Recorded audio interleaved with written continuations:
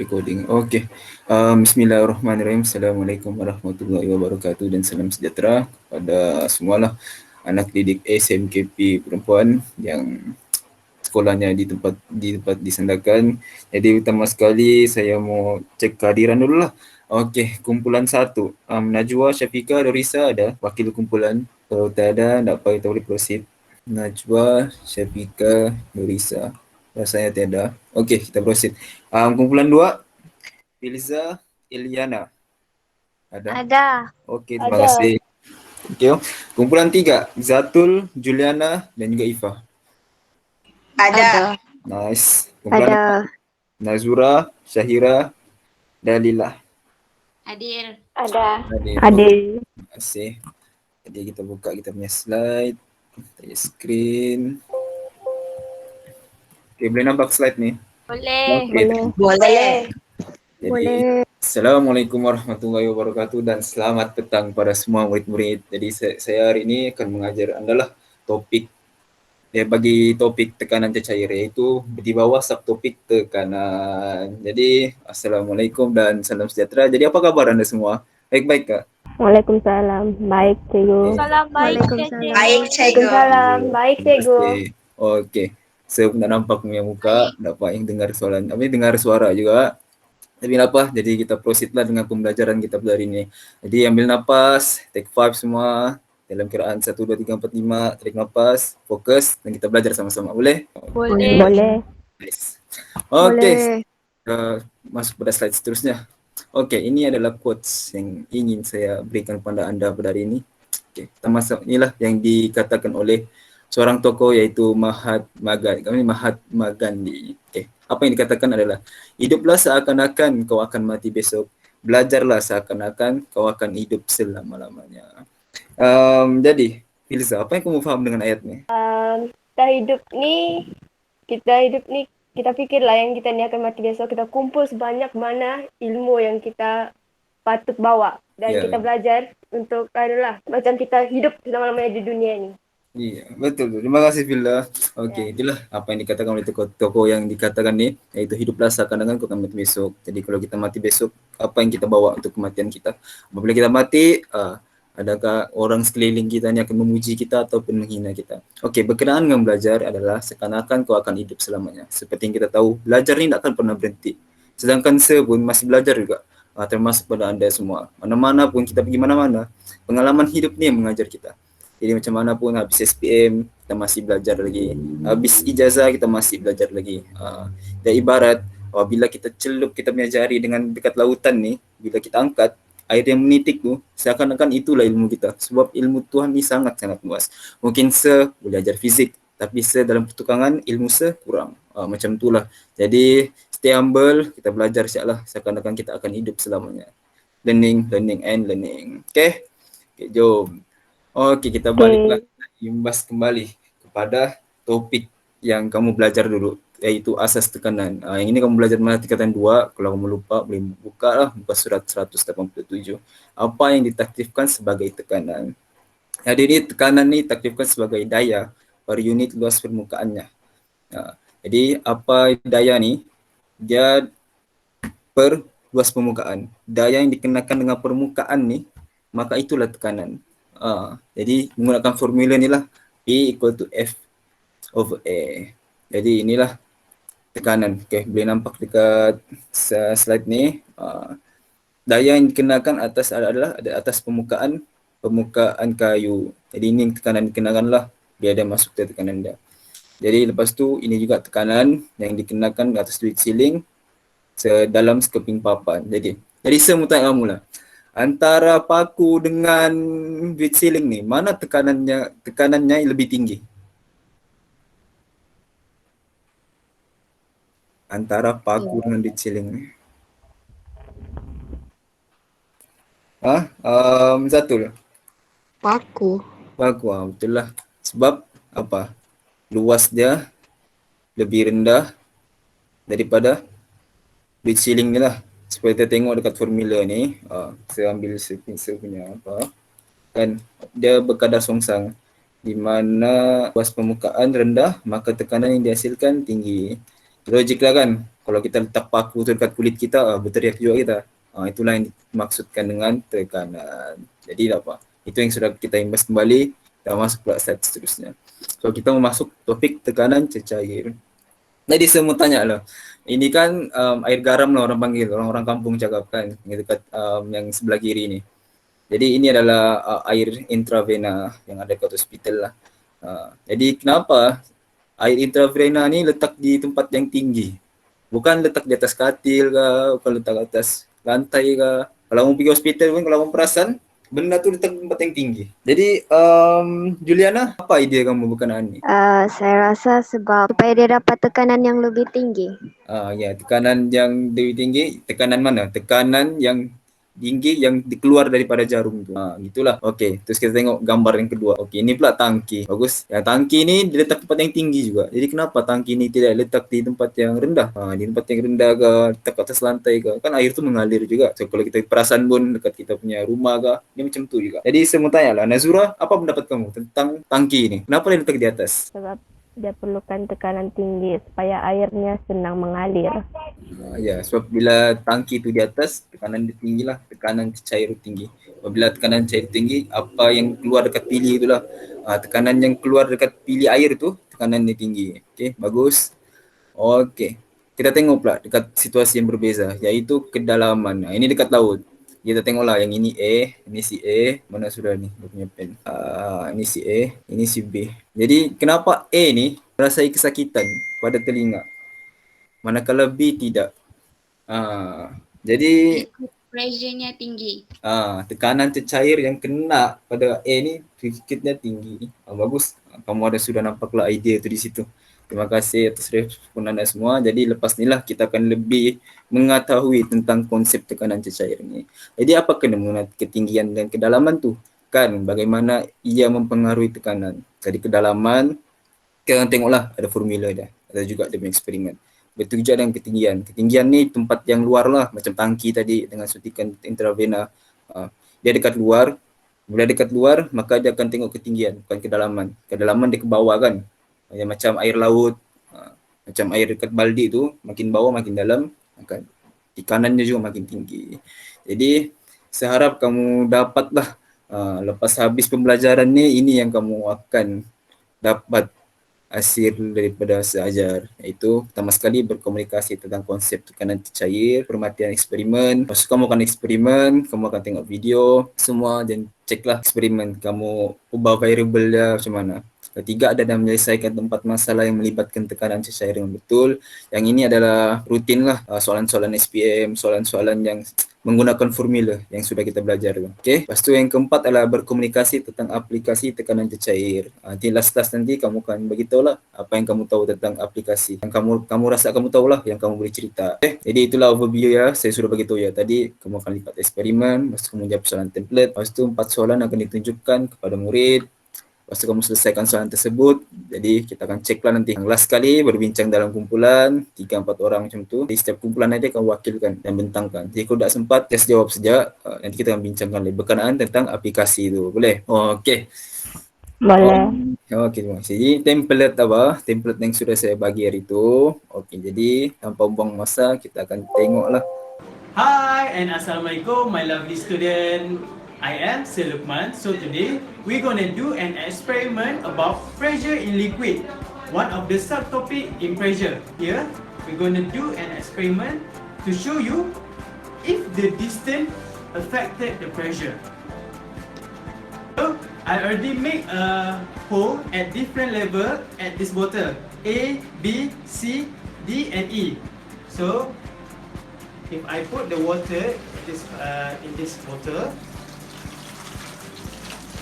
okay, we can see that the distance of the water spread from the top hole is less than the water spread from the lower hole.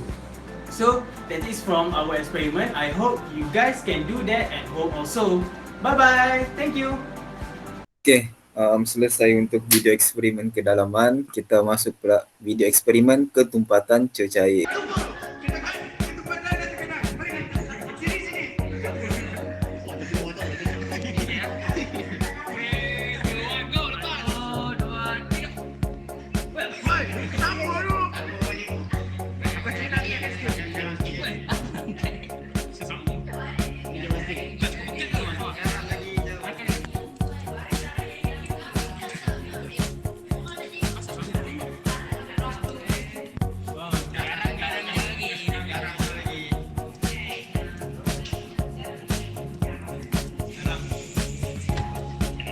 Okey,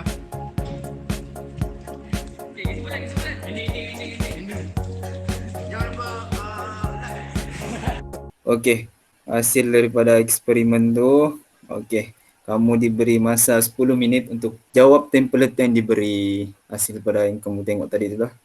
Okey, tak apalah. Kalau dapat upload jawapan kamu dalam Padlet ni. Kita periksa dulu jawapan daripada kumpulan 4. Okey, terima kasih. Tengok jawapan kumpulan 4. Okey, tajuk eksperimen, faktor-faktor mempengaruhi tekanan cecair. Masalah 2 persoalan yang kau inquiry lah. Adakah kedalaman mempengaruhi tekanan dalam cecair, begitu juga ketumpatan. Jadi hipotesis ni apa yang kita agak pada pemboleh ubah dia. Kita tengok jawapan orang. Semakin besar kedalaman cecair, maka semakin tinggi tekanan dalam cecair. Logik lah. Semakin besar, sepatutnya semakin dalam ni. Ni salah adjektif orang bilang. Ini apa? Semakin dalam. Kedalaman cecair, makin tinggi tekanan dalam cecair. Kedua ialah semakin tinggi tumpatan cecair, maka semakin tinggi tekanan dalam cecair. Logik lah, makin tumpat maka semakin tinggi tekanan cecair. Kalau tengok eksperimen tadi daripada budak sekolah lelaki tu kan, ketumpatan dia air garam lagi tinggi, maka tekanan dia lagi tinggi. So ini pun boleh ubah kedalaman cecair, ketumpatan cecair. Betul, bergerak balas apa yang kita ingin observe, apa yang kita ingin siasat. Tekanan cecair, betul lah. Apa yang dimanarkan, apa yang ditetapkan dalam eksperimen, ketumpatan cecair bagi eksperimen kedalaman, betul. Kedalaman ketumpatan cecair dari eksperimen kedalaman cecair bagi eksperimen ketumpatan. Dari permatian kamu maka adalah air, garam, air botol, semua itulah. Okey, prosedur dia seperti prosedur tak boleh agak sebab ini merupakan penyiasatan ringkas je lah. Tapi kamu boleh agak-agak je lah. Nombor 1 dia macam mana dia buat. Okay, cucuk beberapa lubang pada botol, tuangkan air. Okey, gambar ni. Ini adalah penjadualan data. Untuk data ni kalau boleh sebenarnya yang jarak yang keluar daripada botol ni kena isi juga. Supaya kamu boleh nampak lah. Mungkin makin dalam air dia, maka makin tinggi lah kan tekanan tu. Yang air yang keluar dari botol. Okey, tak apa. Okay, termasuk juga ketumpatan air. Jadi konklusinya, berdasarkan pemerhatian, lubang yang mempunyai kedalaman paling dalam, iaitu lubang pada paling bawah mengeluarkan pada jarak jauh, betul? Berbanding dengan lubang yang lain. Air dengan ketumpatan yang lebih tinggi mengeluarkan air pada jarak yang lebih jauh. Jadi semua faham lah kan konsep dia ni macam mana. Apabila semakin dalam kedalaman cecair itu, maka tekanan cecair yang dihasilkan apa? Makin tinggi. Okey, begitu juga dengan ketumpatan. Kumpulan 4 saya. Tak apalah. Mungkin ada. Okey, tak apalah. Kumpulan 3, kumpulan 2 tak apalah. Masa mencemburui kita. Tapi tak apa. Yang penting kamu faham konsep tu lah. Kumpulan 3 okey. Faham juga berkaitan tadi. Zatul, Juliana, Ifa. Kumpulan 2? Faham. Okey. Bagus. Terima kasih atas respon. Jadi habis sudah kita punya eksperimen, maka kita sambung balik pelajaran kita. Jadi hasil kedalaman dan ketumpatan tu kita boleh nampak lah. Kedalaman ni dia berkadar langsung dengan tekanan dalam cecair. Kalau betul lah dalaman makin tinggi. Okey. Lepas tu kita tengok pula ketumpatan cecairnya. Ketumpatan cecair ni apa? Kadar langsung ke songsang? Langsung juga. Langsung juga. Eksperimen tu pun tempatan tu kan dan tinggi, maka bagaimana pula dengan pecutan graviti? Mana ada eksperimen pasal pecutan graviti? Dia berkadar langsung juga, tapi memandangkan situasi kita berada di bumi, maka kita ambil graviti pecutan yang ada di bumi, iaitu 9.81. 81. Jadi ini dia berkadar langsung juga, tapi mungkin dekat marik ukur tekanan tu, maka mungkin dekat marik mungkin lebih rendah atau mungkin itulah. Tiga formula ni bermain peranan. Ketiga-tiganya berkadar langsung. Jadi kita tengok tadi itulah ketumpatan berkadar langsung. Bila tumpat tengoklah beza dia. Air dengan minyak sawit ke air lagi tinggi ketumpatannya daripada minyak sawit, maka tekanan dia lagi tinggi. Boleh tengoklah jarak air tu macam mana. Itu juga kedalaman cecair kan. Yang kita tengok eksperimen buat tadi. Maka yang dekat bawah ni lah tekanan dia dia lagi tinggi. Sebab tu yang masa mula-mula tadi orang yang dekat bawah yang A tu dia mempunyai sakit telinga sebab tekanan cecair yang ada dekat badan dia tu lagi tinggi yang terasir dekat badan dia oleh cecair tu berbanding yang di atas tu B. Okey, maka tekanan cecair dihitung dengan formula yang kita kaji tadi itulah. Kita perhati iaitu H rho G. Maka unit SI bagi tekanan ada Pascal. Kalau biasanya kita guna Pascal lah ataupun nano per m square. Kebiasaannya kita guna Pascal. Okey, formula tekanan bersamaan dengan H rho G digunakan untuk menghitung tekanan pada sesuatu dalam cecair. Jadi untuk kedalaman cecair itu kita guna formula ni. Tapi permukaan cecair juga mengalami tekanan. Tekanan sebenar yang dialami oleh sesuatu objek dalam tekanan dihitung dengan rumus yang berikut. Ini saya akan dekat slide seterusnya kamu akan fahamlah kenapa. Sebab macam ni. Sebenarnya dekat tekanan cecair tu ada satu tekanan yang dihasilkan lagi dekat luar. Okey, kita tengok ni lah. Kalau soalan tu macam hitung tekanan cecair. Hitung tekanan yang dikenakan oleh cecair. Contohlah. Hitung tekanan yang dikenakan oleh cecair terhadap ikan. Jadi makanya kita guna sajalah formula ni macam biasa.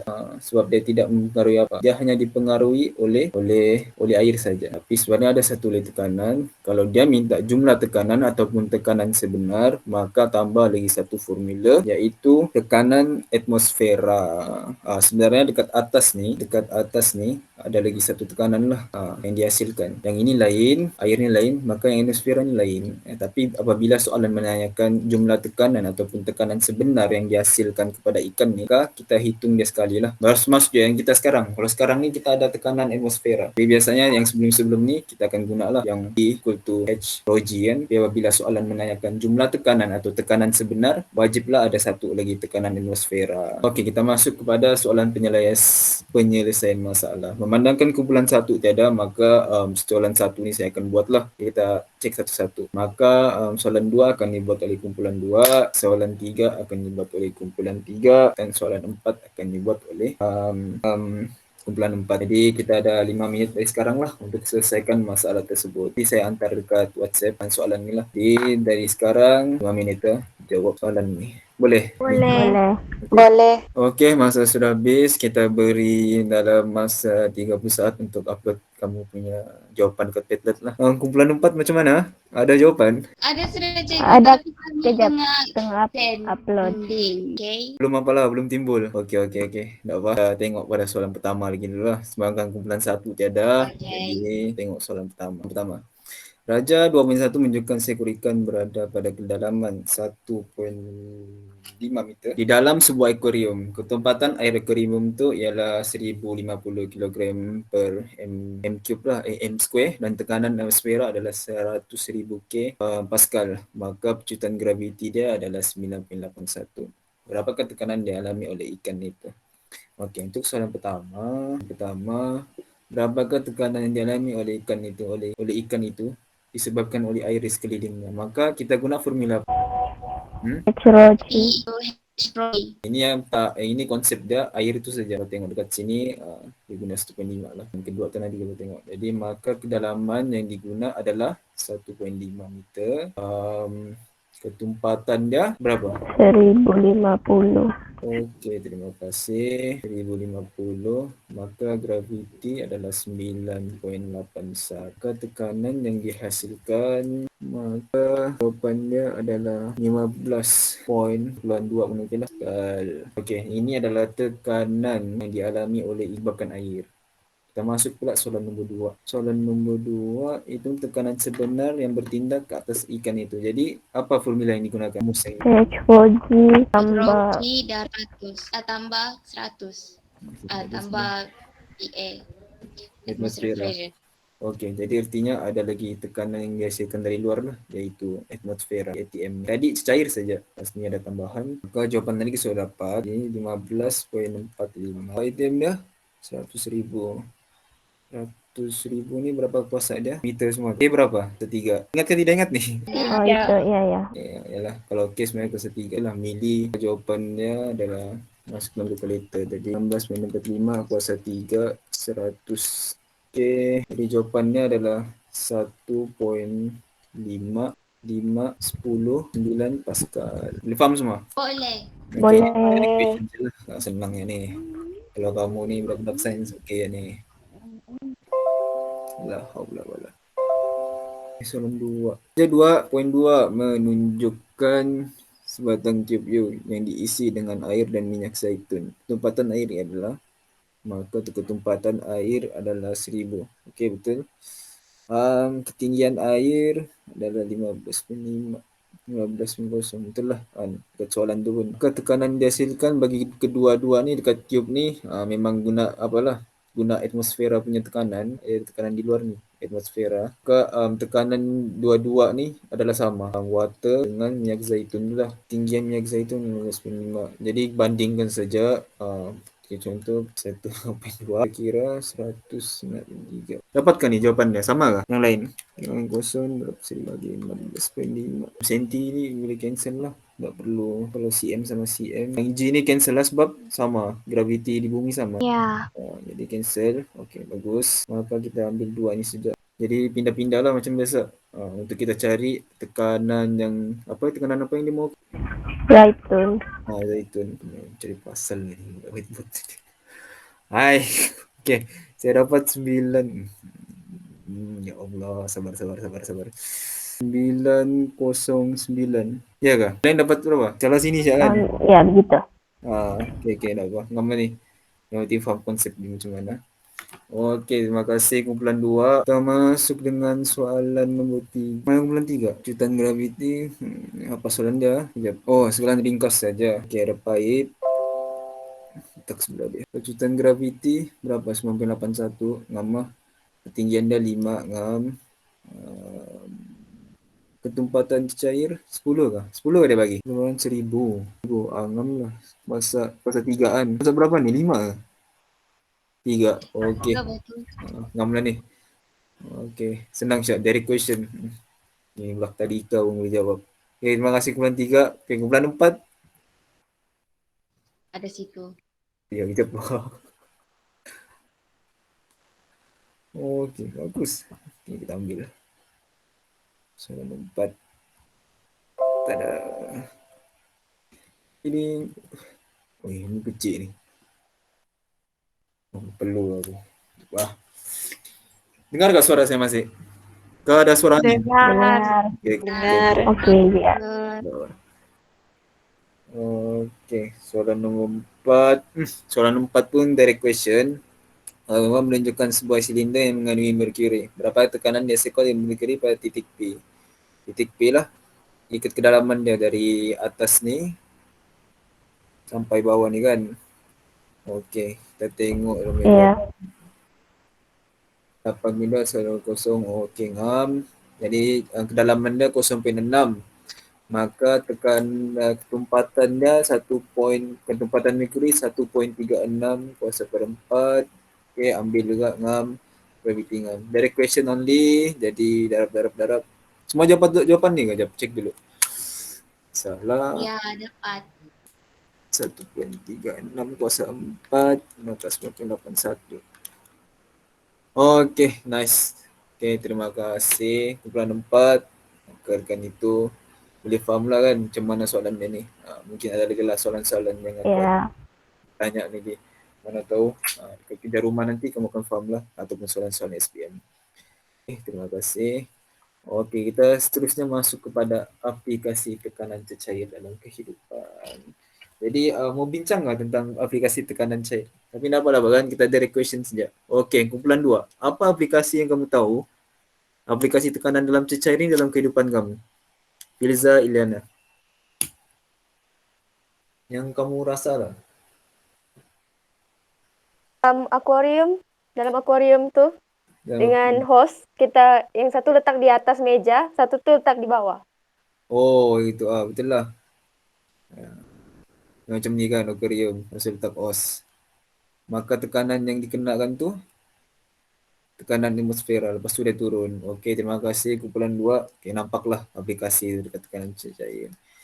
Okey, kumpulan 3. Zatul, Juliana, apa yang kamu tahu pula? Position of water tank in the house. Position of water tank in the house. Okey, betul lah. Sebab ada tangki letak di bawah. Mungkin ada letak di bawah lah, tapi tekanan yang dihasilkan kepada pilip air tu tidak tinggi. Jadi betul lah. Terima kasih kumpulan 3. Okey, kumpulan 4, Nazura, Syaira. Apa pula contoh Ya. lain? Apa dia? Good luck. Good luck. Apa?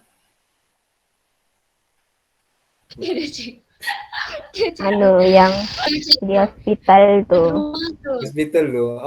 Contoh lain ni. Itu sudah kamu tengok tadi kan, yang mula-mula tu. Apa? Aduh. Itu cikgu yang dari akuarium tuh. Dari Korea tu sudah tadi kumpulan 2 sudah jawab. Oh, Generator. dari rumah. Tangki air dari Sangka air pun sudah soalan kumpulan 2 Ya. kita tahu. Lazim. Okey, empangan. Kamu rasa Construction of them. empangan dia, kenapa dia dekat bawah ni dia tebal? Sebab apa? Tekanan ini kan water kan. Di bawah tekanannya tinggi. Ya, tekanan Jadi dia tinggi. air kuat. Air tu kuat. Jadi mau withstand dia, maka construction tu kena kuat lah. Dia mana boleh letak, kalau dia letak macam ni je, pecah lah bawah tu. Sebab tu kita tengok empangan tu, dia kena bina di bawahnya konkrit yang tebal ataupun lebih kuat lah. Terima kasih kepada 2, 3 dengan 4. Artinya kamu sudah faham lah konsep tekanan cecair dalam kehidupan kamu. Masuklah juga, berjaya juga lah hasil pembelajaran tu. Betul tidak? Okey, jadi inilah contoh-contoh dia. Ya. Kedudukan tangki dalam air sudah dijawab oleh kumpulan 3 tadi. Okey, di rumah di atas supaya dekat pili ni tekanan yang dikeluarkan dekat pili air tu tinggi. Okey, terima kasih. Seterusnya, kedudukan cecair intravena seperti yang mula-mula tadi itulah. Kita tanya tu kenapa dia letak di atas. Supaya tekanan cecair yang dikenakan kepada pesakit ni tinggilah.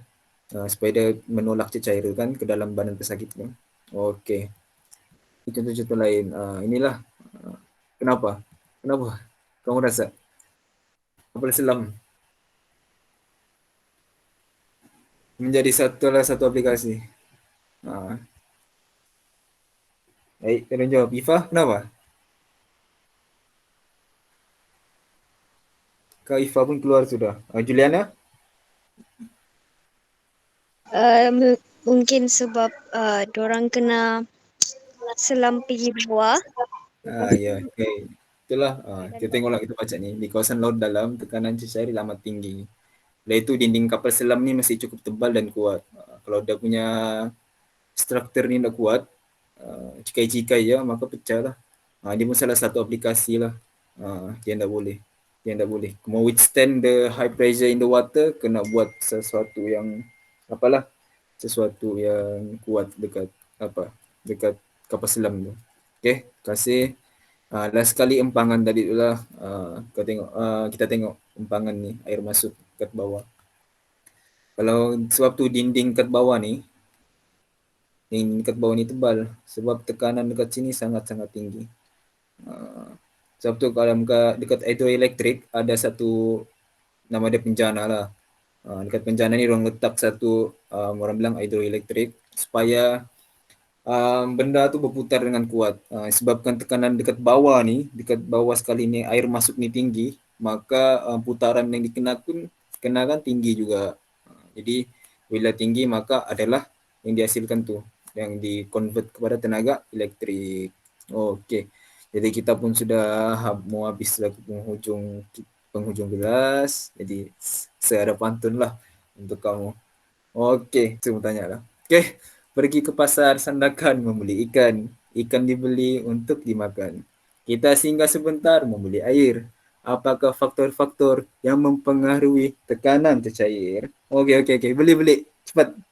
Kumpulan 3, kumpulan 2, 4. Dalaman, pecutan gravity, sama density. Aduh, kenapa jawab macam tu? Jawablah dalam berpantun. Astaga, Wih. juga. Cepat. Dua rangkap pun tak apa. Cepat. Menyelam ke laut sangat dalam. Okey. Faktor mempengaruhi tekanan cair ialah kedalaman. Adalah bukan kedalaman. Susun ayat tu adalah ketumpatan, graviti, pecutan graviti dan juga ke dalam. Kedalaman. Okey, terima kasih semua. Okey, buang-buang masa boleh upload lah segala jawapan kamu di Padlet tu. Okey, tentang refleksi kamu lah pada hari ini. Plus apa yang kamu dapat pada hari ini, minus apa yang kamu tidak suka ataupun kamu masih kurang faham, boleh nyatakan juga. Interesting apa yang best dengan kelas ni. Okey, jawab dengan jujur, saya nak ambil hati, saya nak buat apa. Jadi jawab saja. Terbuka.